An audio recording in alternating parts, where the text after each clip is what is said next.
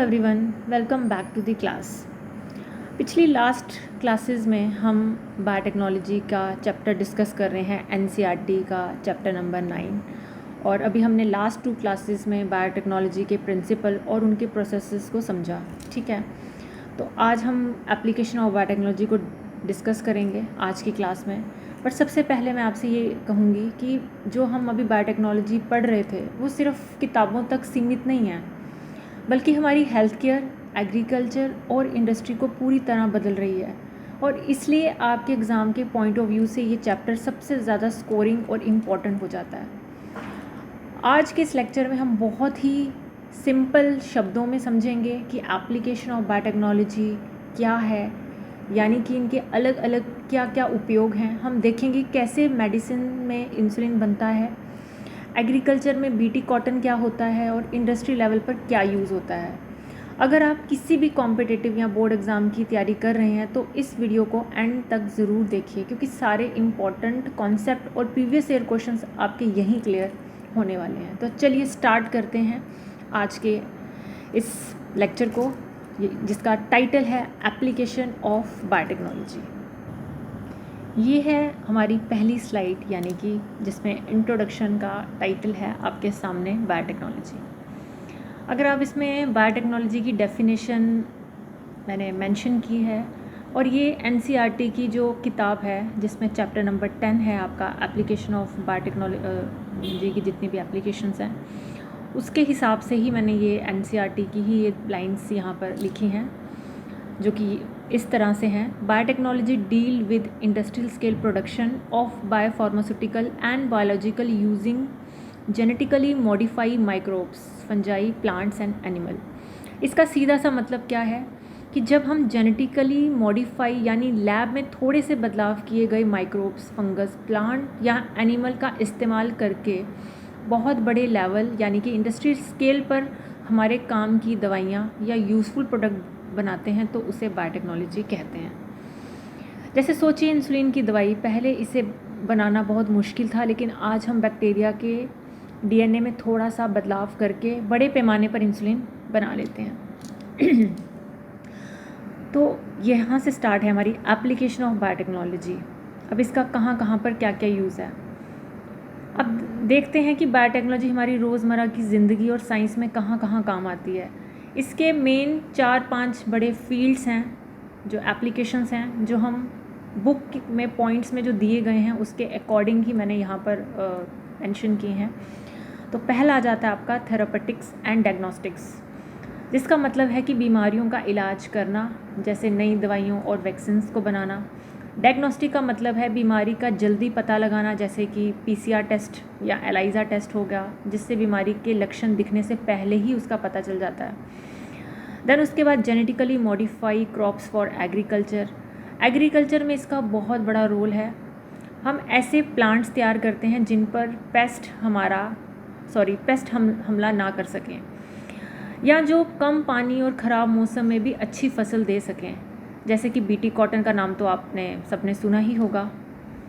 Processed food, खाने की चीज़ों की न्यूट्रिशनल वैल्यू बढ़ाना, जैसे कि गोल्डन राइस, ये भी आपने सुना होगा, जिसमें अलग से विटामिन ए डाला गया है ताकि माल न्यूट्रिशन को दूर किया जा सके।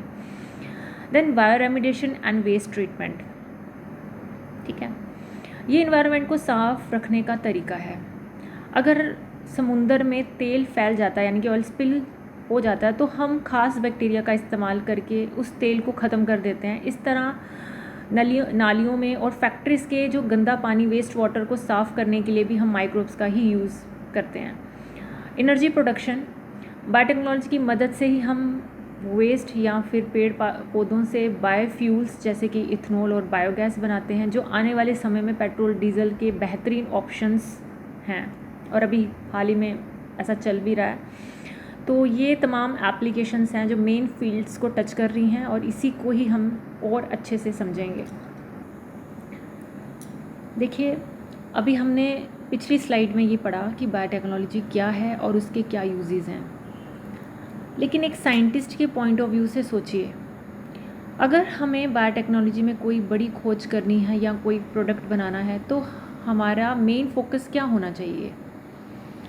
हमें मेन रूप से 3 क्रिटिकल रिसर्च एरियाज़ पर काम करना होता है जो कि आपकी बुक में दिए गए हैं। चलिए इन तीनों को एक एक करके बिल्कुल आसान भाषा में समझते हैं। पहला आता है हमारा providing the best catalyst in the form of improved organism usually a microbe और प्योर एंजाइम। यानी कि इसका सिंपल मतलब है कि सबसे बेस्ट वर्कर ढूंढना या बनाना। बायोटेक्नोलॉजी में हमारा वर्कर कौन होता है? एक कैटलिस्ट। अब कैटलिस्ट क्या होता है? कैटलिस्ट होता है जो हमारे काम को फास्ट कर सके। ये कैटलिस्ट कोई इम्प्रूव्ड ऑर्गेनिज्म जैसे कोई लैब में इम्प्रूव हुआ बैक्टीरिया माइक्रोब भी हो सकता है या फिर कोई प्योर एंजाइम भी हो सकता है। और आपने एंजाइम के चैप्टर में ये वर्ड काफ़ी यूज़ करते हो, कैटलिस्ट। कैटलिस्ट किसी भी रिएक्शन को काफ़ी ज़्यादा फास्ट कर देता है, उसी को हम कैटलिस्ट बोलते हैं। फॉर एग्ज़ाम्पल, अगर हमें मिल्क से दही बनाना है तो हमें सबसे बेस्ट क्वालिटी का बैक्टीरिया चाहिए होगा जो जल्दी और अच्छा दही जमा सके। तो पहला काम है सबसे बेस्ट कैटलिस्ट तैयार करना, ठीक है। सेकंड आता है हमारा creating a optimum condition through engineering for a catalyst to act.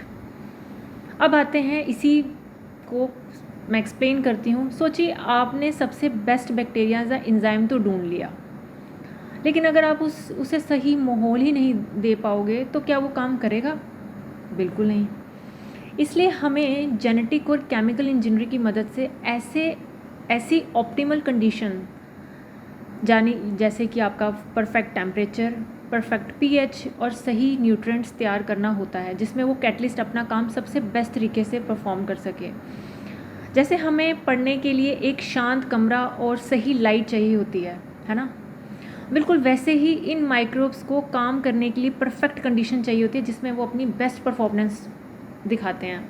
अब आप खुद ही ले लो, अगर आपको बेस्ट माहौल दिया जाए, बेस्ट टीचर प्रोवाइड किया जाए जो आपके सारे कॉन्सेप्ट क्लियर कर सके, और जब आपको ये सारी चीज़ें मिलती हैं तो आप अपनी बेस्ट परफॉर्मेंस दिखाते हो। तो ठीक उसी प्रकार जब हम ऐसे बनाए गए कैटलिस्ट, जो हम चाहते हैं कि कैटलिस्ट अगर बेहतर होगा तो उसके अकॉर्डिंग जब आप उसको इस तरीके की कंडीशंस प्रोवाइड करोगे तभी वो अपनी माइक्रोब जो है वो अपनी बेस्ट परफॉर्मेंस दिखा पाएगा, ठीक है। तो तीसरी आ जाती है हमारी downstream processing technologies to purify the protein organic compound. मान लो बैक्टीरिया ने परफेक्ट कंडीशन में अपना काम तो कर दिया और प्रोडक्ट भी बना दिया, लेकिन वो प्रोडक्ट अभी एक बड़े से टैंक में यानी कि बायोरिएक्टर में कचरे, सेल्स और बाकी केमिकल के साथ मिक्स हैं। आप उसे वैसे ही मार्केट में तो नहीं बेच सकते, है ना। यहाँ काम आती है डाउनस्ट्रीम प्रोसेसिंग। इसका मतलब है कि उस बनाए गए प्रोडक्ट जैसे कि कोई प्रोटीन हो सकता है या दवाई को बाकी सब चीज़ों से सेपरेट करना और उसको बिल्कुल प्यूरिफाई करना ताकि वो इंसानों के लिए यूज़ के लिए सेफ़ हो सके, ठीक है। तो अब इसकी मैं समरी की बात कर लेती हूँ जो आपको बार बार मैं रिपीट करूँगी ताकि आपको रिवाइज भी हो जाए। तो बायोटेक्नोलॉजी की यही 3 मेन स्टेप्स या रिसर्च के एरियाज़ हैं, जैसे कि बेस्ट कैटलिस्ट बनाना, माइक्रोब या एंजाइम रेडी करना, उनको ऑप्टिमम कंडीशंस देना, क्योंकि कैटलिस्ट बनाना ही काफ़ी नहीं है बल्कि उनको ऑप्टिमम कंडीशन भी देना, इंजीनियरिंग से परफेक्ट इन्वायरमेंट तैयार करना, जो कि आप बायोरिएक्टर के अंदर वैसे ही इन्वायरमेंट क्रिएट करते हो जहाँ पे आपका जो माइक्रोब्स हैं या बैक्टीरिया है वो अच्छे से ग्रो करते हैं, उनको इस तरीके की कंडीशंस में रखा जाता है, उनको कंट्रोल्ड वे में टेम्परेचर, न्यूट्रिएंट सब दिया जाता है जिसके वजह से वो अपनी प्रॉपर बेस्ट परफॉर्मेंस शो करते हैं।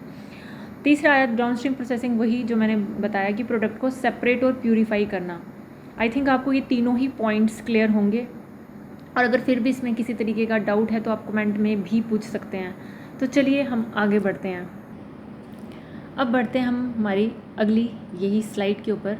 अब हम बात करेंगे कि एक ऐसे टॉपिक की जो हमारी सबसे बड़ी ज़रूरत से जुड़ा है, यानी कि फूड प्रोडक्शन, खाना और खेती। दुनिया की पॉपुलेशन दिन ब दिन बढ़ती जा रही है और सबका पेट भरने के लिए हमें फूड प्रोडक्शन तो बढ़ाना ही होगा।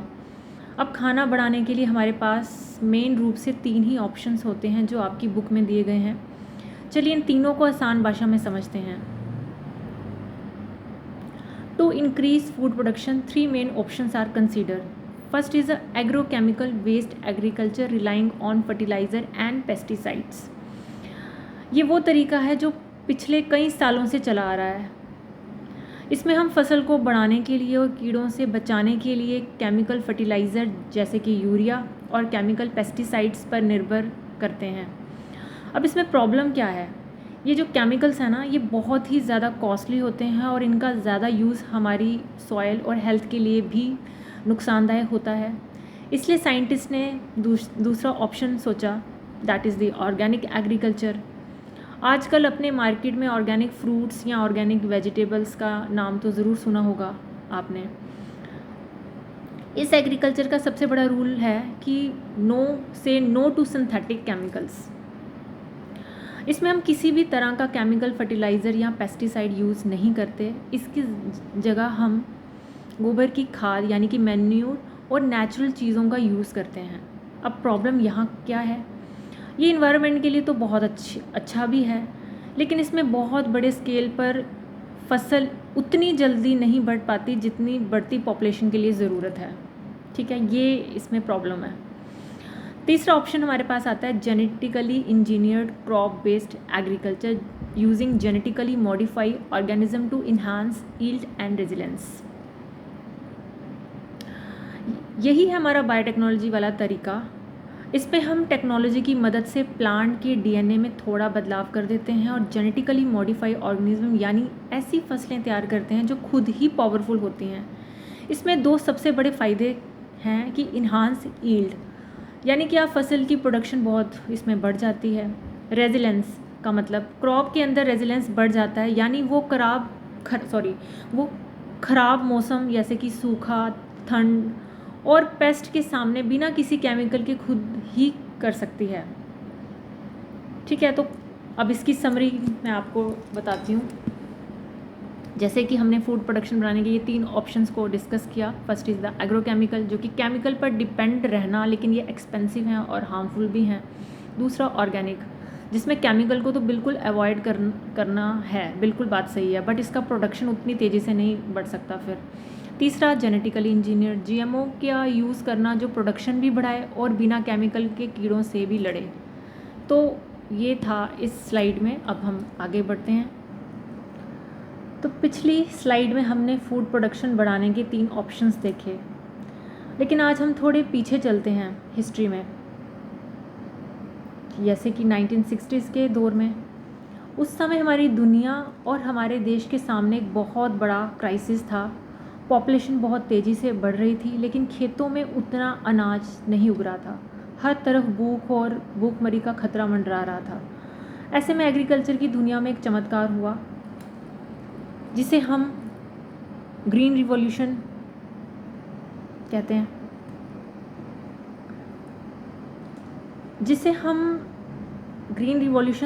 चलिए आपको बुक के पॉइंट से समझाते हैं कि आखिर ये है क्या। पहले तो बात करते हैं कोर कॉन्सेप्ट की। It was a period of a drastic transformation in agriculture practice that lead to a massive increase in food grain production. इसका सिंपल मतलब है खेती करने के तरीक़ा में एक बहुत बड़ा और तेज़ी से बदलाव आया, ड्रास्टिक ट्रांसफॉर्मेशन। ग्रीन रिवॉल्यूशन जो था वो कोई छोटा मोटा बदलाव नहीं था। इस दौर में हमने पुराने तरीक़ों को छोड़कर नए टेक्नोलॉजी को अपनाया और इसका रिज़ल्ट क्या हुआ? Massive increase in food production, यानी अनाज की पैदावार में एकदम से बहुत बड़ा उछाल आया। जो ज़मीन पहले थोड़ा सा अनाज देती थी, अब वो दुगना तिगुना दे रही है। Second is the time and goal 1960s and eliminating hunger, यानी कि इसमें 2 चीज़ें याद रखने वाली हैं। टाइम पीरियड, ये कब शुरू हुआ? 1960s में। अब इसका मेन मकसद क्या था? इसका मेन मकसद था कि एलिमिनेट हंगर स्टारवेशन, यानी भूखमरी को बिल्कुल ख़त्म करना। खासकर डेवलपिंग नेशन जैसे हमारा इंडिया, यहाँ पॉपुलेशन के मुताबिक खाना तो बहुत कम था। ठीक है, अब देखो ग्रीन रिवॉल्यूशन के जो फादर थे, अब इस पे आते हैं। ये काफ़ी ज़्यादा इम्पोर्टेंट और ये पूछा भी जाता है एग्ज़ाम में। ग्रीन रिवॉल्यूशन के जो फादर थे वो थे आपके नॉर्मन बोरलॉग। इनको कहा जाता है फादर ऑफ ग्रीन रिवॉल्यूशन। ठीक है, लेकिन अगर हम इंडिया की बात करें तो इंडिया के हैं आपके MS, ये मुझे लिखना चाहिए था यहाँ पे पर कोई बात नहीं, आप यहाँ से इसे लिख लेना अपनी किताब में। ये इंडिया के थे, MS स्वामीनाथन। उन्होंने ऐसा हाई यील्डिंग वैरायटी सीड यानी कि ज़्यादा पैदावार देने वाले बीज बनाए जिन्होंने पूरी खेती की किस्मत बदल दी। अब आप सोच रहे होंगे कि मैम अगर ग्रीन रिवॉल्यूशन इतना ही अच्छा था तो इससे इतने सारे अनाज भी उग गए, तो फिर हमें बायोटेक्नोलॉजी की क्या क्यों पड़ी, इसका क्या काम था? तो इसका जवाब है कि ग्रीन रिवॉल्यूशन ने पैदावार तो बढ़ा दी, लेकिन वो पूरी तरह से किस पर डिपेंड थे? केमिकल, फर्टिलाइज़र और पेस्टिसाइड पर। साथ ही उन हाई वेराइबिलिटी सीड्स को बहुत सारे इरिगेशंस की ज़रूरत थी। ठीक है, तो अब क्या हुआ कि वक्त के साथ क्या हुआ कि केमिकल तो बहुत ज़्यादा एक्सपेंसिव हो गए, जो कि गरीब फार्मर तो ख़रीद नहीं सकते थे, और फिर इन केमिकल से मिट्टी और इन्वायरमेंट भी ख़राब होने लग गया। और एक वक्त के बाद जब ग्रीन रिवॉल्यूशन से जितना प्रोडक्शन बढ़ाना था वो तो बढ़कर रुक भी गया, अब पॉपुलेशन तो और बढ़ती जा रही है, तो अब क्या करें? बस यहीं से शुरुआत होती है बायोटेक्नोलॉजी की कहानी की।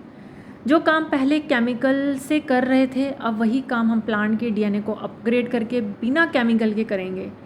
यानी कि ग्रीन रिवॉल्यूशन का ये नेक्स्ट एडवांस स्टेप था बायोटेक्नोलॉजी। ठीक है, तो आई थिंक आपको समझ में आ गया होगा कि ग्रीन रिवॉल्यूशन क्या था। ये 1960s का वो दौर था जिसने हमारी भूखमरी से बचाया।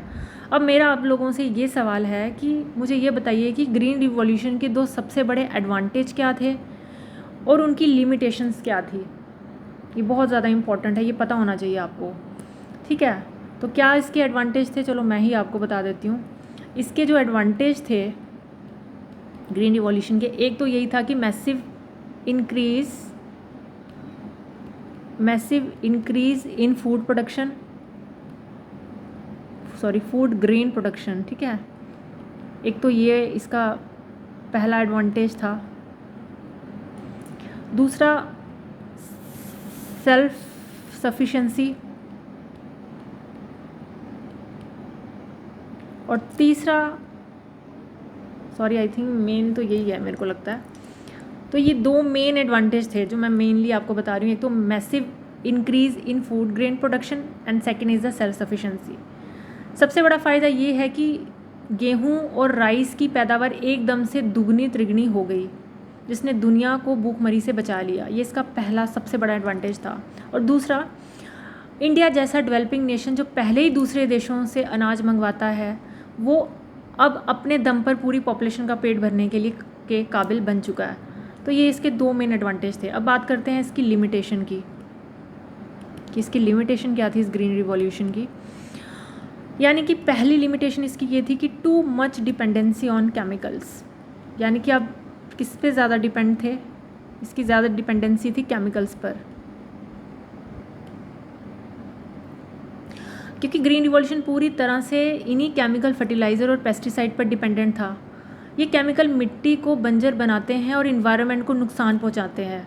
ये इसकी सबसे बड़ी लिमिटेशन थी। And second is the very expensive. ये तो हम बात कर ही रहे हैं, क्योंकि जो गरीब किसान के लिए हर साल महंगे केमिकल और हाई यील्ड सीड्स खरीदना अफोर्डेबल नहीं था। ठीक है, तीसरा था कि प्रोडक्शन का एकदम से रुक जाना, यील्ड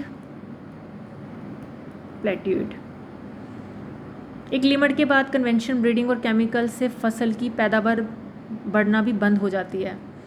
तो ये सब इसके था पूरा जो मैंने अभी आपको मेंशन किया कि ग्रीन रिवॉल्यूशन से ये तो हमने देखा कि उसने फूड के प्रोडक्शन को तो काफ़ी दुगना तिगुना बढ़ा तो दिया, लेकिन उनकी कहीं ना कहीं जो डिपेंडेंसी थी वो आपके केमिकल्स के ऊपर थी, और वो केमिकल्स काफ़ी एक्सपेंसिव भी थे, और जिससे एक टाइम के बाद जो पैदावार थी उनमें कमी आने लगी, क्योंकि पॉपुलेशन तो डे बाय डे बढ़ती ही जा रही है। तो ये तमाम चीज़ें जो हैं ये लिमिटेशन थी। अब इसको दूर करने के लिए इसका भी एक एडवांस जो इसके बाद ही तो बायोटेक्नोलॉजी की मतलब इसमें यूज़ किया गया, बायोटेक्नोलॉजी का यूज़ किया गया। तो ये था ग्रीन रिवॉल्यूशन के बारे में। अभी हमने देखा कि ग्रीन रिवॉल्यूशन ने भूखमरी को तो ख़त्म किया और फूड प्रोडक्शन को मैसिव लेवल पर बढ़ा दिया, लेकिन अब सवाल ये आता है कि ये आखिर हुआ कैसे? खेती में ऐसी कौन सी जादू की छड़ी घुमा दी गई जिसके वजह से ये सब हुआ? इसके पीछे कोई जादू तो नहीं था, वो 3 मेन पिलर्स थे जिन्होंने पूरी खेती का डंगी बदल दिया। अब उन्हीं तीनों पॉइंट्स के बारे में हम बात करते हैं, जो कि पहला है हाई यील्डिंग वैरायटी सीड्स। हम बात कर रहे हैं कि ग्रीन रिवॉल्यूशन कैसे काम करती है, उसको ले उसी के लिए ये इन्होंने 3 पॉइंट्स मैंने एनसीईआरटी की किताब से ही लिए हैं। तो पहला और सबसे पहला इम्पॉर्टेंट जो पॉइंट है that is the high yielding variety seeds. सबसे पहले हमने क्या किया, सीड्स को चेंज किया। ग्रीन रिवॉल्यूशन में आम सीड्स की जगह हमने क्या किया, हाई यील्ड वैरायटी सीड्स का इस्तेमाल किया गया। सबसे पहली बात तो ये कोई साधारण सीड्स नहीं थे, ये स्पेशली इंजीनियर डाव वैरायटी थी। यानी जो छोटे हाइट के प्लांट जो होते थे ना, वो स्टैंडर्ड गेहूं और राइस के थे।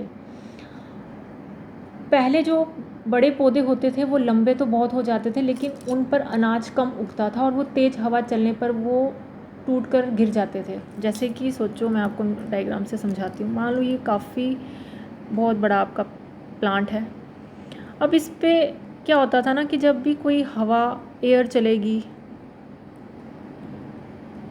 अब ये तो आसानी से गिर जाएगा, ठीक है। अब वहीं पे अगर मैं छोटे प्लांट की बात करूँगी तो उसमें अनाज भी ज़्यादा से ज़्यादा उग पाएगा, क्योंकि वो अपनी ज़्यादा एनर्जी स्टेम को बड़ा करने के बजाय फूड को उगाने में ज़्यादा फोकस करेगा, ठीक है। तो उन पर अनाज कम उगता था जो बड़े वाले थे, और तेज़ हवा चलने पर वो टूट कर गिर भी जाते थे। तो साइंटिस्ट ने सोचा कि अगर पौधों की हाइट को ही छोटा कर दिया जाए, ताकि वो अपनी सारी एनर्जी लंबा होने के बजाय बल्कि ज़्यादा से ज़्यादा ग्रेन उगने में लगाए, तो क्या होगा। तो एक ही पौधे से आपको बहुत सारा अनाज मिलने लग जाएगा। तो अब आते हैं हमारा दूसरे पॉइंट के ऊपर, एग्रोकेमिकल्स, जो कि heavy resilience on synthetic chemical fertiliser to boost plant growth and chemical pesticide to protect crop from the disease and pest. अब सोचिए, अगर कोई एथलीट ज़्यादा दौड़ना चाहता है तो उसको उतनी एनर्जी लेने के लिए उसको उतना ही अच्छी खुराक और टॉनिक चाहिए ना। बिल्कुल वैसे ही इन special high yield variety seeds को बहुत सारा न्यूट्रिशन चाहिए। इसलिए इस दौर में शुरू हुआ heavy resilience on synthetic chemical fertiliser, यानी मिट्टी में भर भर के केमिकल डाले गए ताकि पौधों की ग्रोथ को बूस्ट किया जा सके। साथ ही उन्हें बीमारियों और पेस्ट से बचाने के लिए केमिकल पेस्टिसाइड का छिड़काव किया गया। इससे फसल खराब होने से तो बच भी गई और धीरे आपका जो सारा अनाज था वो भी तैयार हो गया, ठीक है। अब तीसरा है मॉडर्न इंफ्रास्ट्रक्चर। पहले के ज़माने में हमारे किसान ना पूरी तरह से भगवान भरोसे यानी बारिश पर निर्भर रहते थे।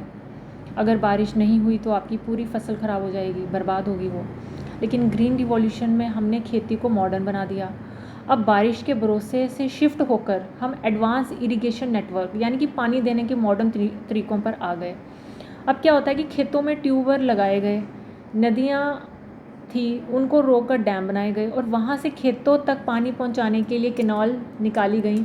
अब पौधों को जब पानी चाहिए तभी मिल जाता है, ठीक है।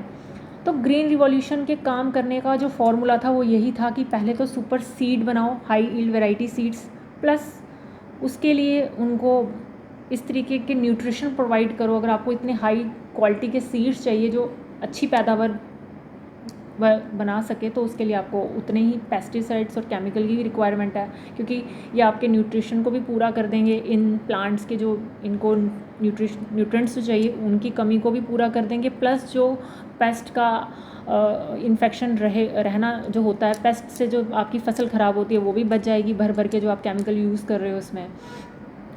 तो अब क्या हुआ, इन तीनों चीज़ों से अनाज तो आपने बढ़ा दिया, पर क्या आपको इसमें कोई गड़बड़ नहीं लग रही? अगर हम ज़मीन में लगातार इसी तरीके से केमिकल फर्टिलाइज़र ये सब लगातार ऐसे ही डालते रहेंगे और दूसरी तरफ हम यही केमिकल्स आपके ट्यूबवेल से सारे ज़मीनी पानी, पहले तो जो ट्यूबवेल्स आपने लगाए हैं वो सारे ज़मीनी पानी खींचते रहेंगे, तो आगे चलकर क्या होगा? कभी सोचा इसके बारे में कि हाउ इट वर्क और इसके पीछे क्या नुकसान छुपे हैं? अब चलो इसके ऊपर गेस करो। तो अब मैं आपको बताती हूँ कि इसके पीछे क्या चीज़ें हैं जो सबसे ज़्यादा इनको प्रॉब्लम क्रिएट कर सकते हैं, इन्वायरमेंटल डैमेजेस आ सकते हैं। पहली प्रॉब्लम तो यही है कि जो हम भर भर के केमिकल यूज़ कर रहे हैं, सिंथेटिक केमिकल फर्टिलाइज़र और पेस्टिसाइड का इस्तेमाल करने से सॉइल की जो नेचुरल फर्टिलिटी होती है वो ख़त्म होने लगती है, और जो आपके नेचुरल वार्म होते हैं, अर्थ वार्म और अच्छे माइक्रोब्स जो होते हैं वो मरने लग जाते हैं। इनफैक्ट आपका वाटर पॉल्यूशन, जब बारिश होती है तो यही केमिकल्स बहकर नदियों और ग्राउंड वाटर में चले गए, जिससे पानी भी आपका जहरीला हो गया। वाटर क्राइसिस, एडवांस इरिगेशन के चक्कर में हमने इतने ट्यूबवेल्स तो चला दिए, ज़मीन का वाटर लेवल भी बहुत नीचे गिर गया, यानी पानी की भी बर्बादी बहुत ज़्यादा हुई। फाइनेंशियल बर्डन ऑन फार्मर्स, यानी कि किसानों पर आपका कर्ज का बोझ आ गया, क्योंकि ये जो हाई यील्ड वैरायटी सीड्स हैं और केमिकल्स थे ये बहुत कॉस्टली थे। अब अमीर किसान तो इन्हें ख़रीद लेते थे, लेकिन जो हमारे देश के छोटे और गरीब किसानों के लिए हर साल इन्हें ख़रीदना नामुमकिन जैसा होता है, जिससे उन पर उनका कर्जा बढ़ने लगता है और फिर बहुत सारी चीज़ें आती हैं। तो आई थिंक आपको ग्रीन रिवॉल्यूशन ने हमें उस वक्त भूख मरने से तो बचा लिया, लेकिन बदले में हमारी मिट्टी, पानी और किसानों की जेब पर बहुत भारी असर डाला। इसीलिए अब साइंटिस्ट के सामने ये चुनौती थी कि हमें खाना तो ज़्यादा चाहिए, लेकिन बिना केमिकल्स के और बिना पानी की बर्बादी के। इसी मजबूरी को और ज़रूरत ने जन्म दिया बायोटेक्नोलॉजी का, जहाँ पे हम क्या करते हैं, केमिकल्स डालने के बजाय प्लांट के डीएनए को ही ऐसा बना देते हैं, उसे ना कोई महंगा केमिकल चाहिए और ना ज़्यादा पानी चाहिए और ना पेस्ट का डर। ठीक है, तो आई थिंक ये पूरा मैंने डिस्कस किया ग्रीन रिवॉल्यूशन के ऊपर। तो पहला तो आपको जो एग्ज़ाम में इससे रिलेटेड क्वेश्चन पूछा जाता है, फर्स्ट ऑफ ऑल तो ग्रीन रिवॉल्यूशन की शुरुआत कब हुई, 1960s के दौरान। दूसरी कि जब पॉपुलेशन काफ़ी ज़्यादा बढ़ती जा रही थी और क्राइसिस आ चुके थे तब इसकी शुरुआत हुई।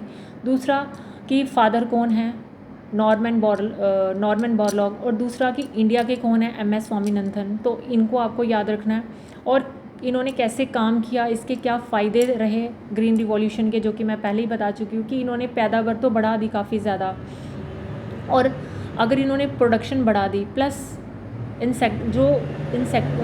पेस्टिसाइड और केमिकल फर्टिलाइज़र का ये यूज़ किया, जिससे उन्होंने पेस्ट से तो बचा लिया प्लांट को, लेकिन ये तो चलो इसके मेन एडवांटेज थे, लेकिन लिमिटेशन एडवांटेज से ज़्यादा कहीं ज़्यादा देखने को मिली, जो कि मैं अभी डिस्कस आपसे ये सारी चीज़ें की। तो ये बहुत ज़्यादा इंपॉर्टेंट है, अगर आप इसको इस तरीके से समझेंगे तो एक कहानी के रूप में तो आपको कॉन्सेप्ट भी क्लियर होंगे, चीज़ों को कैसे कनेक्ट किया जा रहा है आपको वो भी अच्छे से समझ में आएगा।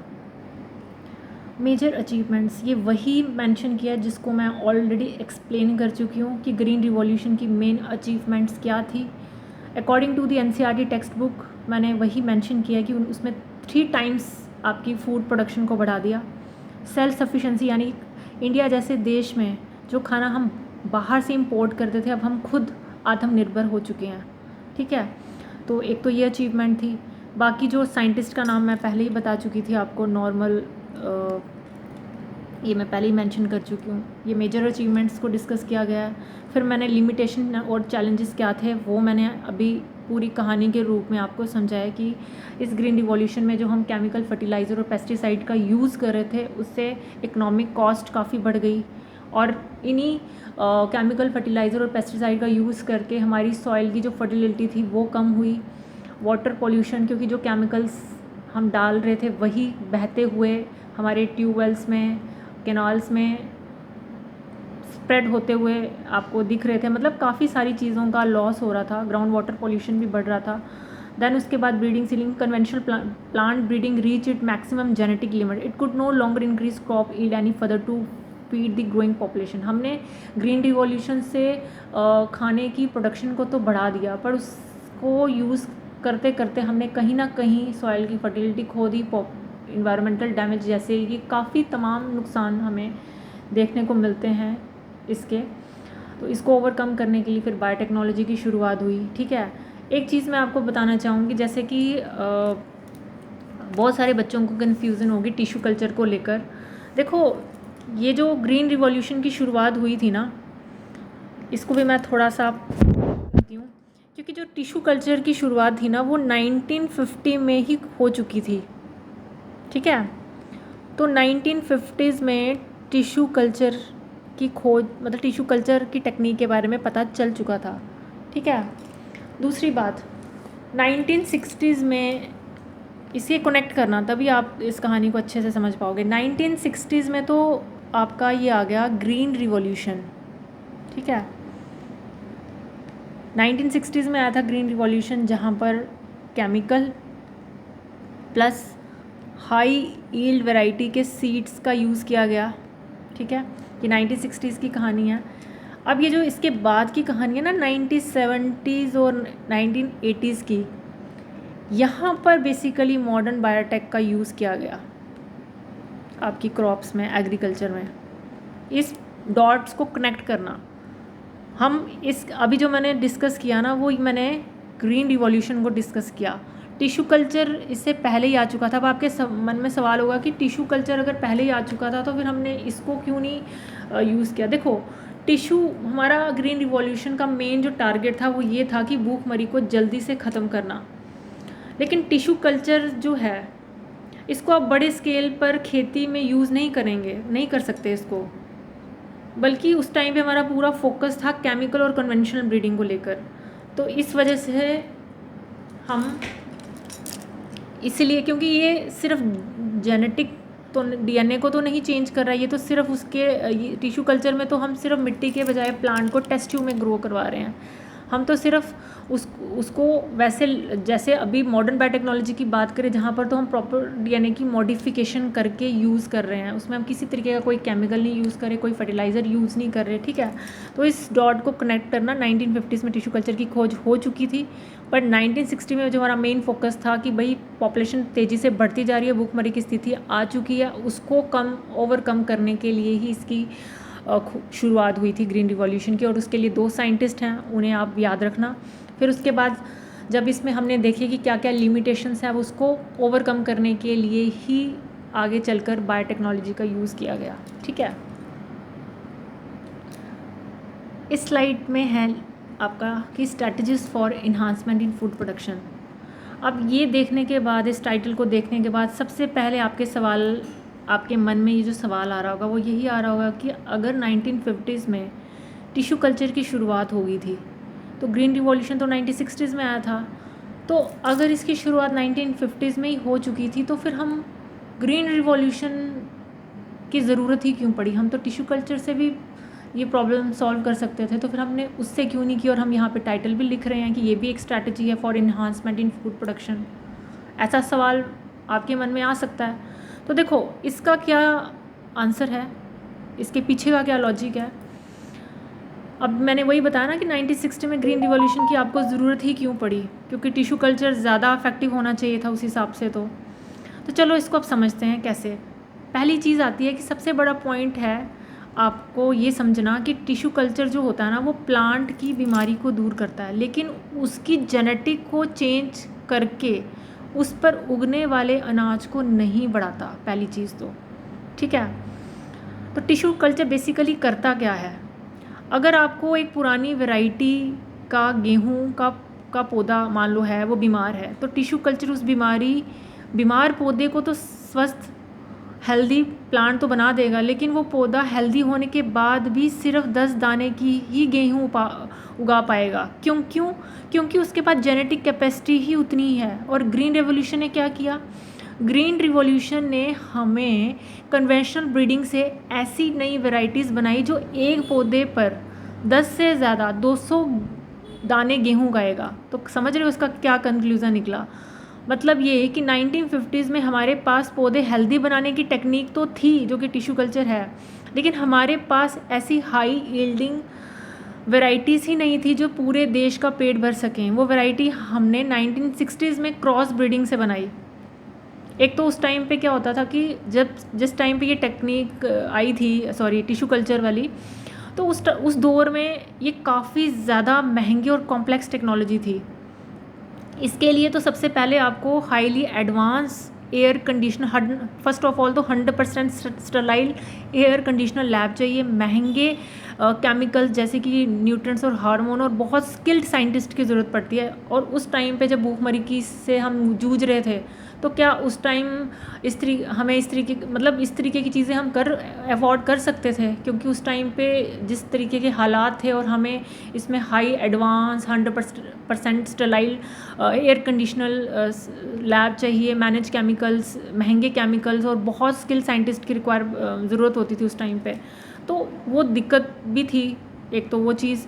और ग्रीन रिवॉल्यूशन जो था वो इसके कंपैरिजन में किसानों को बस सीड्स देने होते थे आपको, जिससे वो खुद ही अपने खेत में बोते थे और उनको हाई टेक लैब पर डिपेंड नहीं होना पड़ता था। तो इस वजह से वो ग्रीन रिवॉल्यूशन जो था वो बेहतर इसलिए था उस टाइम पे, ठीक है। एक तो ये चीज़ आपको ध्यान में रखनी है। दूसरी चीज़, टिश्यू कल्चर में आप कोई जो चीज़ उगाते हो ना, पहली चीज़ तो टिश्यू में हम कर क्या रहे हैं, इसमें हम क्या करते हैं, प्लांट का कोई भी पार्ट, अब वो लीव ले लो, उसका स्टेम ले लो, मतलब प्लांट का एनी पार्ट, कोई भी पार्ट ले लो जिससे आप पूरे प्लांट को ग्रो करवाते हो, ठीक है। पर इसमें आप जो भी ले रहे हो, मतलब प्लांट का कोई भी, जिसको हम एक्स प्लांट बोलते हैं, प्लांट का आप इसमें कोई भी पार्ट ले रहे हो, पर आपने एक चीज़ नोटिस की, इसमें आप सिर्फ और सिर्फ प्लांट का क्या ले रहे हो, वेजिटेटिव प्रोपोगेशन से ही उगती हैं, जैसे आपका बनाना हो गया, पोटैटो हो गया, शुगर केन हो गया, इनमें बीज ही नहीं होते या इनके बीज कमज़ोर होते हैं, इसलिए इनके टिश्यूज़ को लैब में उगाना काफ़ी आसान और फ़ायदेमंद होता है। लेकिन अगर हम वहीं पे बात कर रहे हैं वीट की और राइस की, क्या आप, ये तो सीड, सही वही बात है ना, ये तो हमारे सीरियल क्रॉप्स हैं। गेहूँ और चावल को हम खेत में तो जब छोटे पौधे रूप कर बड़े स्केल पर नहीं उगा सकते इसको, और दूसरी बात ये तो सीड से उगाए जाते हैं, और टिश्यू कल्चर में तो हम वेजिटेटिव प्रोपोगेशन यूज़ करते हैं, तो वही ये भी एक रीज़न था, ठीक है। अब यहाँ पर लिखा है मैंने strategy for enhancement in food production. अब ये क्यों लिखा है, क्योंकि 1950-60s में टिश्यू कल्चर, वही मैंने कहा कि महंगे और शुरुआती दौर में थे, लेकिन आज मॉडर्न एरा की बात करूँ तो टिश्यू कल्चर बहुत ही एडवांस हो चुका है। आज का इसका क्या यूज़ है, आप जब किसान को जैसे जैसे टिश्यू कल्चर बना रहे हो, शुगर केन या बैम्बू की खेती करनी होती है, तो यहाँ एक जैसे हेल्दी पौधे चाहिए, है ना। तो टिश्यू कल्चर का बड़े स्केल पर इस्तेमाल होता है आज के टाइम पे। तो साथ ही आज जब हम बायोटेक्नोलॉजी से कोई सुपर प्लांट जैसे कि GMO बनाते हैं, तो उस एक मॉडिफाइड सेल से करोड़ों पौधे मार्केट में लाने का काम इसी टिश्यू कल्चर के ज़रिए होता है। तो आज के टाइम में ये ज़्यादा अच्छे से ये टेक्निक यूज़ हो पा रही है, क्योंकि उस टाइम की अगर हम बात करें, उस दौर की बात करें, तो वहाँ पर उस वक्त ये चीज़ें करना इम्पॉसिबल था, इसीलिए ग्रीन रिवॉल्यूशन की शुरुआत हुई, ठीक है। इसलिए मैंने आपको ये जो टिश्यू कल्चर यहाँ पे मैंने क्लियरली लिखा हुआ है 1950s में, where the whole plant in sterile nutrient rich media. Explant क्या होता है, वही कोई भी प्लांट, चाहे वो लीफ हो, स्टेम हो, रूट हो, ये लिया जाता है और इसको टेस्ट ट्यूब में ग्रो किया जाता है, फिर इससे पूरा प्लांट आपका बनता है। Totipotency, the capacity to regenerate whole plant from any cell और एक्स प्लांट। टोटीपोटेंसी होती है कि जो आप ये सेल और एक्स प्लांट का कोई भी पार्ट ले रहे हो, इनमें वो कैपेबिलिटी होती है, वो कैपेसिटी होती है जिससे वो पूरे प्लांट को जनरेट करता है, उसी को हम क्या बोलते हैं, टोटीपोटेंसी बोलते हैं। माइक्रो प्रोपोगेशन, मतलब उस प्लांट से आप thousands of genetically identical plant बहुत कम समय में प्रोड्यूस कर सकते हो, ठीक है। ये भी काफ़ी फ़ायदेमंद है। मेरिस्टेम कल्चर, अब आपको मेरिस्टेम कल्चर से तो आप वो वायरस से फ्री प्लांट बना सकते हो, रिकवरी हो सकती है हेल्दी वायरस फ्री प्लांट की फ्रॉम द इन्फेक्टेड वन। इसमें आप यूज़ करते हो स्पेसिफिकली एपिकल और एक्सिलरी मेरिस्टेम की, ठीक है। दूसरा लास्ट आता है आपका सोमैटिक हाइब्रिडाइजेशन। इसमें तो हम प्रोटोप्लास्ट को आइसोलेट करते हैं अलग अलग प्लांट को की वैरायटीज़ को लेकर, फिर उनको फ्यूज़ करते हैं, फिर उससे हम क्रिएट करते हैं सोमैटिक हाइब्रिड। अब हम इसको थोड़ा सा मैं और एक्सप्लेन करती हूँ। अब इसमें एक टर्म आ रही है प्रोटोप्लास्ट, ये क्या चीज़ है। आई थिंक ये जो बहुत इजी, इसमें तो मैंने सिंपल डिफ़ाइन किया है इसको, ये तो पढ़ने से समझ में आ रहा होगा। हाँ, यहाँ पर हो सकता है आपको दिक्कत आएगी, प्रोटोप्लास्ट क्या होता है। देखो, अगर आप प्लांट सेल की बात करो तो प्लांट सेल में तो एक तो सेल वॉल होती है और एक सेल मेम्ब्रेन होती है, ठीक है। बाकी आपका न्यूक्लियस आ गया और ये आपका साइटोप्लाज्म जो भी है, ठीक है। सॉरी, साइटोप्लाज्म आ जाता है आपका। अब क्या होता है, जब हम मान लो कि ये कोई एक वैरायटी है प्लांट की और ये आ गई आपकी कोई दूसरी वैरायटी प्लांट की, ठीक है, ये इसका न्यूक्लियस आ गया। अब मेरे को ये बताओ कि क्या आप इन दो प्लांट्स को आपस में फ्यूज़ कर सकते हो? नहीं कर सकते। क्यों नहीं कर सकते? क्योंकि जो सेल वॉल होती है ना प्लांट की, वो बहुत ही रिजिड होती है, तो उसी वजह से आप उसको एक साथ फ्यूज़ नहीं कर सकते। तो आपको क्या करना पड़ता है, सेल वॉल को तोड़ना पड़ता है, यानी कि आपको ऐसे एंजाइम का यूज़ करना पड़ता है जो इस सेल वॉल को हटा सके, जैसे कि आपका सेलुलेज, पैक्टिनेस। इन एंजाइम का यूज़ करके आप सेल वॉल को रिमूव करते हो। जब एक बार सेल वॉल रिमूव हो जाती है तो आपके पास सिर्फ और सिर्फ सेल का वो पार्ट आ जाता है, ये आपका मेम्ब्रेन से जुड़ा हुआ। और यहाँ पर भी अब इसमें सिर्फ इसका न्यूक्लियस है और ये साइटोप्लाज्म है और ये आपकी सेल मेम्ब्रेन है, इसको ही हम प्रोटोप्लास्ट बोलते हैं। अब इनको फ्यूज़ करना काफ़ी ज़्यादा इजी है, ठीक है। और इसको फ्यूज़ करने के बाद एक हाइब्रिड बनेगा, समझ रहे हो, क्योंकि इसका वही जिसको हम सोमैटिक हाइब्रिडाइजेशन बोलते हैं, ठीक है। तो अलग अलग पौधे, जैसे फॉर एग्जांपल आप टोमेटो ले लो या फिर पोटैटो का ले लो, इनके प्रोटोप्लास्ट को जब आपस में फ्यूज़ जोड़ते हैं बहुत आसान हो जाता है। फिर सेल वॉल को रिमूव करने के बाद एक बार जब ये जुड़ गए तो इनके ऊपर नए सिरे से सेल वॉल फिर से उग जाती है और फिर वो एक नया हाइब्रिड, इस तरीके से आपका एक नया हाइब्रिड बन जाता है। तो ये था टर्म प्रोटोप्लास्ट का मतलब, और मुझे पता था यहाँ पे मे भी बच्चों को समझ में ना आए, इसलिए मैंने इस पॉइंट को यहाँ पर आपको समझाया। अब आता है हमारा जेनेटिकली मॉडिफाइड ऑर्गेनिज्म। जैसे कि हमने अभी पढ़ा ग्रीन रिवॉल्यूशन, जैसे कि 1950s में शुरुआत हुई थी टिश्यू कल्चर टेक्निक की। उसके बाद 1960s में जब भूखमरी की क्राइसिस जब चल रहा था तो तब ग्रीन रिवॉल्यूशन हुआ, जिसमें सबसे ज़्यादा योगदान था नॉर्मन बोरलॉग और MS स्वामीनाथन का, जिनके एफर्ट से ये आया और भूखमरी की सिचुएशन को कम किया गया, स्थिति को कम किया गया ग्रीन रिवॉल्यूशन आने पर, जिससे हाई वैरायटी सीड्स तो बनाई गई, एक लेवल पर मतलब फूड प्रोडक्शन 3 टाइम्स बढ़ भी गई, और उसमें हमने ज़्यादातर हाई वैरायटी के सीड्स को यूज़ किया। लेकिन जो हम उसमें भर भर के फर्टिलाइज़र, पेस्टिसाइड, जो भी उसकी लिमिटेशन थी जो हमने डिस्कस की, अब उसको कम करने के लिए शुरुआत होती है बायोटेक्नोलॉजी यानी कि जेनेटिक इंजीनियरिंग की, जिसमें सबसे पहले हम पढ़ते हैं जेनेटिकली मॉडिफाइड ऑर्गेनिज्म। और इसको मैंने पहले भी डिफ़ाइन किया था, मैं एक बार फिर से रिपीट करती हूँ कि what is genetically modified organism.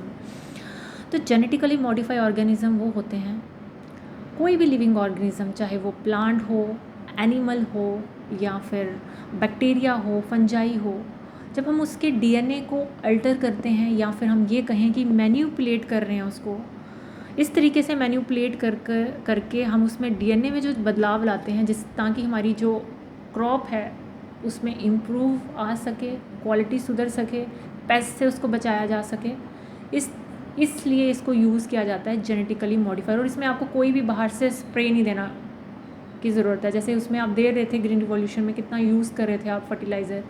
इसमें सबसे अच्छी बात यह है कि आपको ना तो किसी फर्टिलाइज़र को यूज़ करने की ज़रूरत है, बाहर से किसी को स्प्रे करने की ज़रूरत नहीं है, बल्कि आप इसमें क्या कर रहे हो कि देखो, इसमें सिंपल सा कॉन्सेप्ट है कि मान लो कि ये कोई पेस्ट है, यह आपके प्लांट को नुकसान पहुंचा रहा है, इसको खा रहा है, इसको नुकसान कर रहा है, जिससे इसकी यील्ड कम हो रही है, ठीक है। अब हमने क्या किया कि अब हमें ये पता चलता है कि जैसे आपने ये नाम सुना ही होगा, जो सबसे इम्पोर्टेंट है बैसिलस थ्यूरेंसिस, ये एक बैक्टीरिया है जो इस पेस्ट को किल करता है। हमने उसी का मैकेनिज़्म यूज़ करके बैक्टीरिया का, मतलब हमने वो बैक्टीरिया की, जो बैक्टीरिया है आपका बैसिलस, आई थिंक ये इसके ऊपर तो काफ़ी ज़्यादा क्वेश्चंस आते हैं, काफ़ी ज़्यादा स्कोरिंग है ये एक बैक्टीरिया है, ठीक है। अब इस बैक्टीरिया के पास क्षमता है कि ये इस पेस्ट को किल करता है, तो हम क्या करते हैं कि किल करने वाली जिस जीन जो कोड कर रहा है उस प्रोटीन को, जैसे कि क्राई जीन का नाम आपने सुना होगा, जिससे वो प्रोटीन बनता है क्राई प्रोटीन, जो इस पेस्ट को मारने का काम करता है, ठीक है। हमने क्या किया कि इस बैक्टीरिया से उस क्राई जीन को आइसोलेट किया, जो कि इस पेस्ट को किल करती है, मारती है। तो हमने इसी क्राई जीन को इसी प्लांट के अंदर इंट्रोड्यूस कर दिया, ठीक है। एग्रोबैक्टीरियम जो TI प्लाज्मिडा उसका इस्तेमाल करके। अब हमने क्या किया, जब हम यही जीन जो कि बैक्टीरिया इसको डायरेक्टली किल कर रहा था, हमने यही जीन इस प्लांट में ही सीधा डाल दी। अब जब भी ये पेस्ट इसको खाएगा तो इसके अंदर ये जो हमने क्राई जीन से क्राई प्रोटीन जो बनेगा वो इसको मार देगा। अब ये जो पूरा मैकेनिज़्म है, ये प्रोसेस है, ये कैसे काम करता है, अब मैं आपको इसको समझाती हूँ। और इसकी जो एग्जांपल्स आप देख रहे हो, जेनेटिकली मॉडिफाइड ऑर्गेनिज्म जिसमें गोल्डन राइस बनाया गया, माल न्यूट्रिशन को कम वो बढ़ाने की, जो माल न्यूट्रिशन था उसको कम करने के लिए, फिर बीटी कॉटन, और भी बहुत सारे क्रॉप्स हैं, BT corn, BT rice, BT tomato, BT potato and BT soybean, और last one is a pest resistant tobacco plant. अब जो NCERT की टेक्स्ट बुक में आपको ज़्यादा डिस्कस किया गया है, एक तो वो बीटी कॉटन को डिस्कस किया गया है, एक किया गया पेस्ट रेजिस्टेंट टोबैको प्लांट। तो मैं इनको ज़्यादा अच्छे से एक्सप्लेन करूँगी, पूरा मैकेनिज़्म कैसे काम करता है, ताकि आपको पूरा क्रिस्टल क्लियर हो जाए, ठीक है। तो जेनेटिकली मॉडिफाई ऑर्गेनिज़म की जो सबसे मेन एग्जांपल है, जो हमें NCERT की टेक्स्ट बुक में भी देखने को मिलती है, हमें कॉटन जो बनाया गया था। एक्चुअली इस फसल में होता क्या था, इसको मैं थोड़ा सा, अभी हमें वाइट बोर्ड पे जाना पड़ेगा, ठीक है। ये मैंने थोड़ी सी डायग्राम बनाई है। तो ये जो बैक्टीरिया होता है ना, ये इस पेस्ट को किल करता है। इसका एक मैकेनिज़्म है जो मैं अभी आपको एक्सप्लेन करूँगी। एक्चुअली में क्या होता है कि जो पेस्ट हैं, ये बेसिकली कॉटन की क्रॉप को ना बहुत ज़्यादा नुकसान पहुँचाते हैं। अब पेस्ट के भी ना एक ऑर्डर है, जिनको 3 कैटेगरीज़ में बांटा गया है। एक है आपका लेपिडो, यहाँ से काफ़ी क्वेश्चन आते हैं, ये बहुत ज़्यादा इम्पोर्टेंट है। लेप्टिडोप्टेरन्स, कोलियोप्टेरन, एंड थर्ड वन इज डाईपिटेरेंस।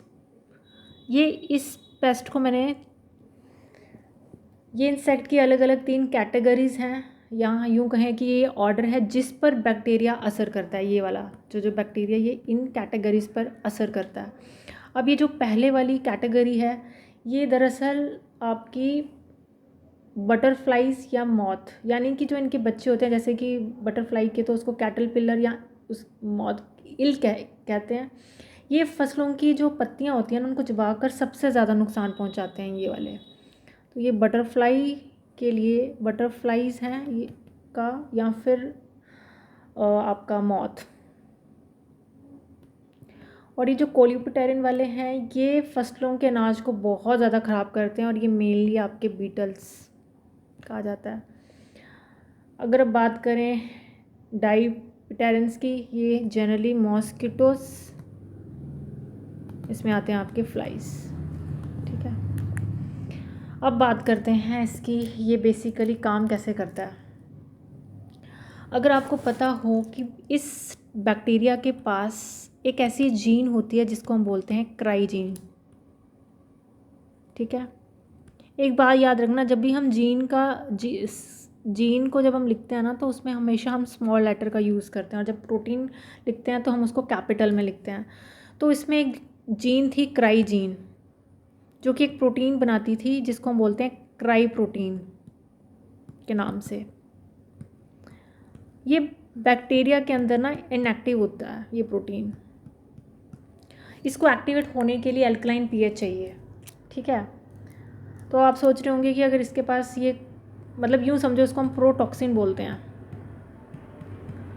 अब ये बैक्टीरिया को कोई नुकसान नहीं पहुंचा सकता, क्योंकि ये जब बैक्टीरिया के अंदर बनता है तो ये इनएक्टिव फॉर्म में होता है। तो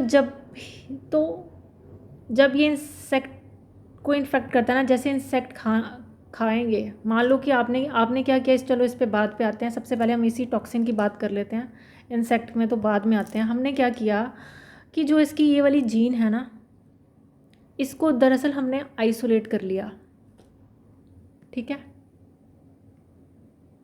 इसको हमने कर लिया आइसोलेट, इस जीन को।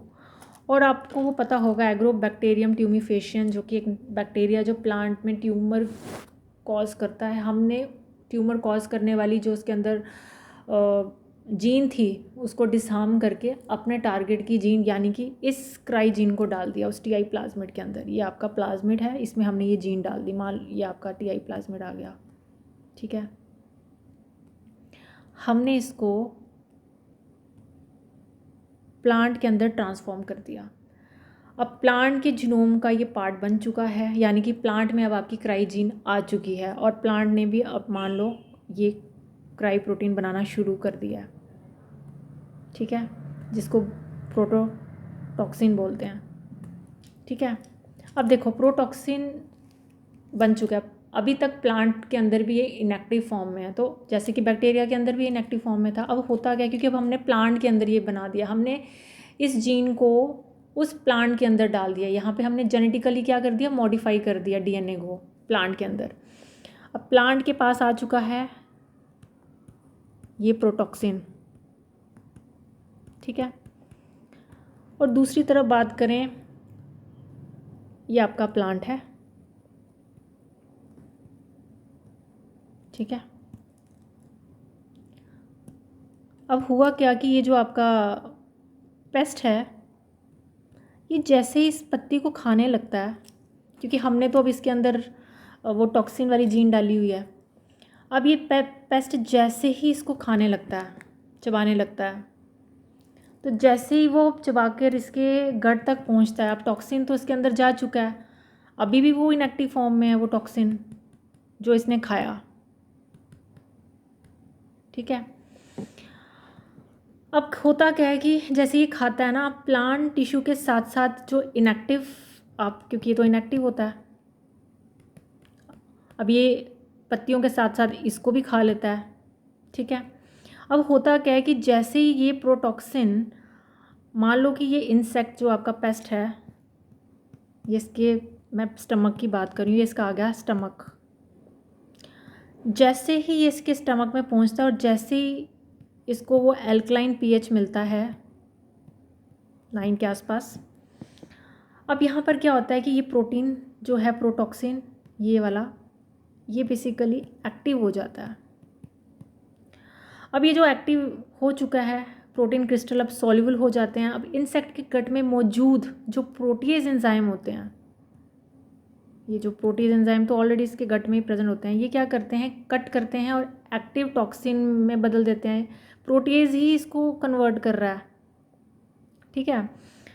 तो अब क्या हुआ, अभी एक्टिव हो चुका है, अब ये जो एक्टिव टॉक्सिन है ना, ये क्या करता है, इंसेक्ट का जो मिड गट होता है, जो इसका मिड गट है, मिड गट की जो एपिथेलियल सेल्स हैं, यानी कि पेट की अंदरूनी दीवार की जो सेल्स हैं, इनके सरफेस पर ना एक, इनके सरफेस पर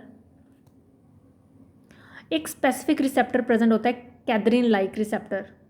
मान लो इसके सरफेस पर एक रिसेप्टर है, ठीक है, ये वहाँ आकर जुड़ जाता है, ये जैसे ही जुड़ेगा तो टॉक्सिन मॉलिक्यूल आपस में मिलकर ओलिगोमर बनाते हैं और मिड गट सेल की मेम्ब्रेन में इंसर्ट हो जाते हैं। और अब क्या होता है कि जो इसकी ये जो मेम्ब्रेन होती है, इनमें छेद होना शुरू हो जाता है, पोर्स बनने लग जाते हैं।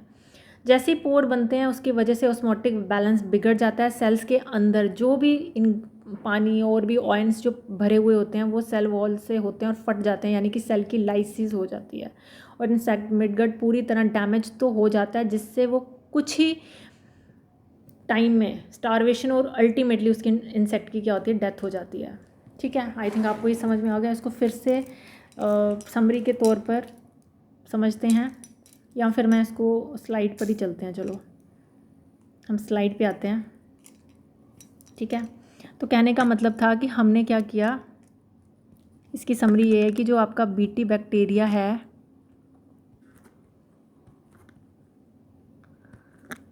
इससे हमने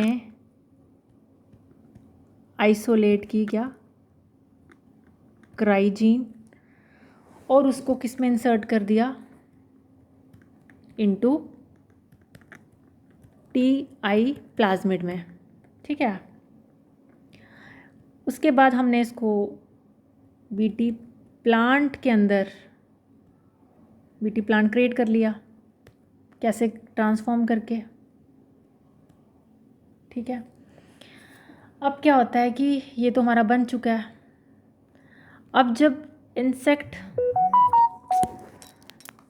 जब इसको खाएगा, इसकी पत्तियों को खाएगा, अब पत्तियों को खाते खाते वो साथ में वो इनएक्टिव जो प्रोटॉक्सिन था वो भी खा लेगा। अब जब वो खा लेता है प्रोटॉक्सिन जो इसके गट में जाएंगे, अब वो जाकर एक्टिव हो जाते हैं। ठीक है, एक्टिव होने के बाद क्योंकि अल्कलाइन पीएच उसको मिलेगा, उसके गट में ही मिलता है अल्कलाइन पीएच, वहाँ पर अल्कलाइन पीएच इसको मिलता है और ये प्रोटॉक्सिन एक्टिव होता है और फिर इनके अंदर पोर्स क्रिएट कर देता है। क्योंकि जो इसके मिड गट एपिथेलियम सेल्स होते हैं उसके ऊपर रिसेप्टर लगे होते हैं कैथरीन लाई के, वहाँ पर ये आकर बाइंड कर जाता है और फिर इस पोर से जो भी वाटर और ऑयंस होते हैं वो रिलीज़ हो जाते हैं, बाहर निकलने लग जाते हैं सेल वॉल से, जिससे एक तो इसको भूखमरी स्टारवेशन आ जाता है, स्टारवेशन इसको झेलना पड़ता है और साथ ही साथ सेल लाइसिस की वजह से इसकी बहुत ही जल्दी डेथ हो जाती है। तो वही इस स्लाइड में मेंशन किया गया है, ये आपको समझ में आएगा। तो इस तरीके से हमने जेनेटिकली मॉडिफाई को यूज़ करके ये प्लांट में इस तरीके की मॉडिफिकेशन की कि अब हमें बाहर से स्प्रे भी देना नहीं पड़ रहा है, बल्कि प्लांट को ही अगर वो पेस्ट खाएगा तो सीधा उसकी अंदर ही वो टॉक्सिन एक्टिवेट हो जाएगा उस अल्कलाइन पीएच की वजह से, जिससे उसकी डेथ हो जाएगी। तो वो यही दिया है और ये बेसिकली एक pest resistant cotton variety modify using genes from the soil bacterium, जो कि सॉइल में ही पाया जाता है, बैसिलस तुरंजी। हमने इसी बैक्टीरिया से वो जीन आइसोलेट की थी। ये कैसे काम करती है वो हम ऑलरेडी कर चुके हैं। The bacterium naturally form protein crystals containing a toxic insecticidal protein, और ये toxin exist initially has an inactive prototoxin, क्योंकि शुरुआत तौर पे तो ये इनएक्टिव फॉर्म में होता है बैक्टीरियम के अंदर। तो वहाँ पर ये मान लो किसी वजह से, अब आप सोच रहे होंगे कि अगर ये किसी, क्योंकि यूकैरियोटिक ऑर्गेनिज्म को ज़्यादातर ये जितने भी ये पेस्ट होते हैं ये यूकैरियोटिक ही होते हैं, तो आपके मन में आ सकता है ये तो फिर ह्यूमन को भी कॉज कर सकते हैं। मान लो हम ऐसी क्रॉप में जो फूड, इसमें तो कॉटन है, इसमें तो आप खा नहीं रहे हो, ये तो लगा कॉटन का यूज़, कॉटन तो खाने के लिए यूज़ नहीं किया जा सकता। बट अगर मान लो अगर कोई ऐसी क्रॉप है जहाँ पर आप इसी तरीके के मैकेनिज़्म को यूज़ करते हो, तो फिर तो ये ह्यूमन को भी नुकसान पहुँचा सकता है। तो सवाल ये है कि पहली चीज़ आपके माइंड में ये होनी चाहिए कि ये जो टॉक्सिन है ये हमेशा एल्कलाइन पीएच में एक्टिव होता है। अब ह्यूमन के स्टमक में तो एसिड होता है, तो एसिड में तो ये मारा ही जाएगा, वहाँ तो ये एक्टिवेट ही नहीं हो पाएगा, इसी वजह से ये ह्यूमन को नुकसान नहीं पहुँचाता। So it does not harm the human. When insect ingest the GM plant, वही जो हमने अब जेनेटिकली, क्योंकि अब ये प्लांट नहीं रहा है, हमने इसको जेनेटिकली मॉडिफाई कर दिया है बैक्टीरिया की, वो जीन क्राइजीन जो हमने उसमें डाल दिया। अब ये प्लांट नॉर्मल प्लांट नहीं रहा बल्कि जीएम प्लांट बन चुका है, इसको बोलते हैं जेनेटिकली मॉडिफाइड प्लांट। अब इसके अंदर जो इनएक्टिव टॉक्सिन है उसके अंदर एंटर करता है उसके गट में, वहाँ पर जब उसको एल्कलाइन पीएच मिलता है तब जाकर ये crystal solubilise the crystal and activate the toxin. Toxin आपका एक्टिवेट होता था। जैसे ही टॉक्सिन एक्टिव होता है ये टॉक्सिन सीधा मिड गट एपिथेलियम सेल्स के साथ बाइंड करता है और वहाँ पर पोर क्रिएट करता है, जिससे सेल स्वेल लाइसिस और इवेंचुअली उसकी डेथ हो जाती है। तो ये था आपका टॉक्सिन जो ये बैक्टीरिया बनाता है, किस तरीके से ये काम करता है, इसका पूरा प्रोसेस आपने देखा। आई थिंक आपको समझ में आ गया होगा। तो आई थिंक ये वीडियो काफ़ी लंबी हो चुकी है। तो अभी तक जो मैंने डिस्कस किया, सबसे पहले तो हमने देखो लिंक जोड़ो आप इसमें। सबसे पहले आपने माइंड में याद रखना क्योंकि यहाँ से भी क्वेश्चंस बनते हैं। जैसे कि 1950s में टिश्यू कल्चर की शुरुआत हुई, फिर उसके बाद 1960s में आपका ग्रीन रिवॉल्यूशन आया, ठीक है। फिर उसके बाद 1970-80s में आपका ये मॉडर्न बायोटेक यानी कि जेनेटिकली मॉडिफाई क्रॉप्स बनाई गई। तो कहने का मतलब ये है कि टिश्यू कल्चर में हम उस टाइम पे यूज़ नहीं कर सकते थे, और मैंने रीज़न भी बताया था क्या रीज़न थे इसके, वो हम ऑलरेडी डिस्कस कर चुके हैं। क्योंकि ग्रीन रिवॉल्यूशन का सिर्फ और सिर्फ मेन फोकस ये था कि हमें फूड प्रोडक्शन बढ़ाना है उस टाइम, क्योंकि उस वक्त हमारे सामने भूखमरी की स्थिति थी। ऐसी कंडीशन में हमारा मेन फोकस था कि फूड को कैसे भी बढ़ाया जाए। तो 3 गुना बढ़ा भी ग्रीन रिवॉल्यूशन में, बस वहाँ पर हमने प्रोडक्शन तो बढ़ाया, अब ये भी खतरा था कि उसको पेस्ट से खाने का खतरा था। तो फिर हमने इस तरीके के फर्टिलाइज़र और पेस्टिसाइड का इस्तेमाल किया ताकि वो पेस्ट से इन्फेक्ट ना हो सके। ऐसा करने से क्या हो गया, जब हम इस तरीके का ज़्यादा यूज़ कर रहे थे फर्टिलाइज़र और पेस्टिसाइड का, जिससे हमारी कहीं ना कहीं जो मिट्टी की फर्टिलिटी थी उनमें वो ख़राब हुई। उसके साथ साथ जो नेचुरली वॉर्म्स होते हैं, जो हमारे गुड बैक्टीरिया होते हैं, जैसे सॉरी जो मिट्टी के लिए काफ़ी खाद के उसमें काफ़ी अच्छा रोल प्ले करते हैं, अर्थवॉर्म या गुड माइक्रोब्स, ये भी मारे गए इन्हीं केमिकल फर्टिलाइज़र का यूज़ करके। और जब इन्हीं केमिकल फर्टिलाइज़र को यूज़ कर रहे थे हम, तो जो हमने जो जैसे पहले हम बारिश के ऊपर डिपेंड करते थे कि बारिश होगी तो खेतों को पानी मिलेगा, फिर हमने जो एडवांस इरिगेशंस फैसिलिटीज़ रखी जहाँ पे ट्यूबवेल्स बनाई गई। अब उसमें ये था कि उसी में घुलकर वो केमिकल्स यूज़ करके कहीं ना कहीं ग्राउंड वाटर के लेवल को कम कर रहे हैं, वाटर पोल्यूशन क्रिएट कर रहे हैं। तो ये तमाम लिमिटेशंस थी ग्रीन रिवॉल्यूशन की, जिसके बाद ये मॉडर्न बायोटेक में जेनेटिकली मॉडिफाई क्रॉप्स बनाई गई, जहाँ पर केमिकल पेस्ट का कम यूज़ तो बिल्कुल ही ख़त्म हो गया, क्योंकि हम बाहर से किसी तरीके का स्प्रे नहीं दे रहे हैं, बल्कि उस प्लांट को बचाने के लिए उसी के अंदर इस तरीके से, उसके डीएनए के अंदर इस तरीके से मॉडिफाई कर रहे हैं ताकि हम उसको बेहतर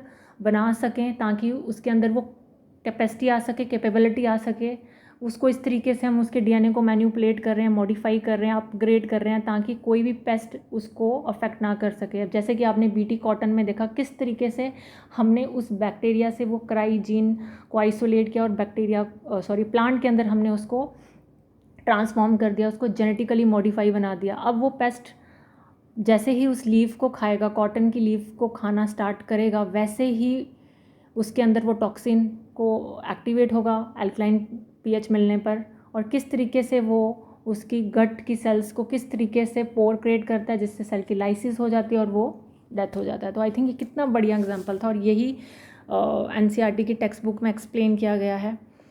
और ये वही है कि कैसे इसको प्रोड्यूस किया गया, इसका प्रोडक्शन कैसे हुआ, जो मैं आपको ऑलरेडी डायग्राम में मेंशन कर चुकी हूँ कि ये वही जीन है जो उस बैक्टीरिया से ली थी।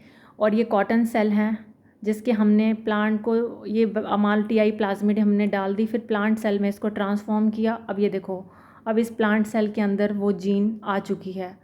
ठीक है, इस तरीके से हमने एक ट्रांसजेनिक कॉटन बनाया। और याद रखना, ये जो ट्रांसजेनिक वर्ड हम तभी बोलते हैं जब अब वो उस प्लांट को पूरा मॉडिफाई कर चुके होते हैं, डीएनए उसके अंदर अपग्रेड कर चुके होते हैं, अब हम उसके लिए टर्म यूज़ करते हैं ट्रांसजेनिक। ठीक है, उसके बाद एक सबसे इम्पॉर्टेंट चीज़, और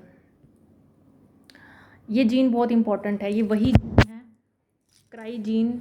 toxin is insect group specific is coded by cry gene. वो क्राई जीन स्पेसिफिकली कौन सी थी? एक तो थी क्राई 1AC, यहाँ से भी एग्जाम में क्वेश्चन आता है। एक तो है क्राई 1AC, एक होता है क्राई, आई थिंक यहाँ पे सेकंड आएगा मेरे ख्याल से, ये मैं थोड़ा सा कंफर्म करके आपको नेक्स्ट वीडियो में एक्सप्लेन करूँगी। कंट्रोल करता है कॉटन वॉर्म। एक्चुअली क्या होता है कि ये जो बैक्टीरिया ना, बैसिलस थ्योरंजी, ये कुछ ऐसी स्ट्रेन्स हैं इसकी जो स्पेसिफिकली कुछ पेस्ट के जो ऑर्डर्स हैं उनको ही किल करती है। ठीक है, तो कुछ खास इंसेक्ट होते हैं जो मारने में काम आते हैं इसी बीटी टॉक्सिन से। तो कॉटन में लगने वाली तो एक तो ये वॉल वॉर्म होगी, ये तो होगी कॉटन के लिए हम यूज़ करें वॉल वॉर्म। एक होती है कॉर्न की जो क्रॉप्स होती हैं, उसमें ये उसके लिए जीन होती है ये वाली, उस बैक्टीरिया के अलग अलग स्ट्रेन्स होती हैं, उसकी ये अलग अलग क्राई जीन्स हैं जिसको ये इसमें बताया गया है। ठीक है, यहाँ से काफ़ी क्वेश्चंस आते हैं, ये डायरेक्टली पूछा जाता है उस जीन का, तो ये मैं कंफर्म करके बताऊंगी। आई थिंक मुझे ऐसा लग रहा है यहाँ पे सेकंड है शायद, ये मैं आपको आगे बताऊंगी। तो ठीक है, आज के लिए इतना ही, आगे नेक्स्ट वीडियो में आपसे मिलते हैं। जो बाकी की एग्जांपल्स हैं वो डिस्कस करेंगे। एक तो पेस्ट रेजिस्टेंस टोबैको प्लांट भी बनाए गए थे, उसकी भी हम अच्छे से एक्सप्लेन करेंगे, वो भी मैं आपको नेक्स्ट वीडियो में डिस्कस करूँगी। तो ठीक है, आज के लिए आई थिंक इतना काफ़ी है। Thank you so much.